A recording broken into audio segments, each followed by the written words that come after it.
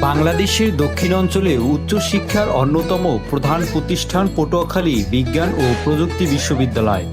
বরিশাল বিভাগের পটুয়াখালী জেলার দুমকি উপজেলায় অবস্থিত এই বিশ্ববিদ্যালয়টি দেশের প্রথম ও একমাত্র বিজ্ঞান ও প্রযুক্তি বিশ্ববিদ্যালয় হিসেবে বিশেষ গুরুত্ব বহন করে। পূর্বীর যাত্রা শুরু হয় 1972 সালে একটি কৃষি কলেজ হিসেবে। পরবর্তীতে 2000 সালে একটি পূর্ণাঙ্গ বিশ্ববিদ্যালয়ে রূপান্তরিত হয়। স্থানীয় মানুষের উদ্যোগ ও সরকারের পরিকল্পনার ফলে প্রতিষ্ঠানটি আজ একটি আধুনিক উচ্চশিক্ষা কেন্দ্রে পরিণত হয়েছে। বিশ্ববিদ্যালয়টির মূল ক্যাম্পাস পটুয়াখালীর দুমকি উপজেলায় অবস্থিত, যা জেলা শহর থেকে প্রায় 15 কিলোমিটার দূরে। এছাড়াও বরিশালের বাবুগঞ্জে একটি আউটার ক্যাম্পাস রয়েছে। প্রায় 97 একর জায়গা জুড়ে বিস্তৃত এই ক্যাম্পাসে রয়েছে শিক্ষার্থীদের জন্য আবাসিক হল, গবেষণাগার এবং কৃষি গবেষণা খামার।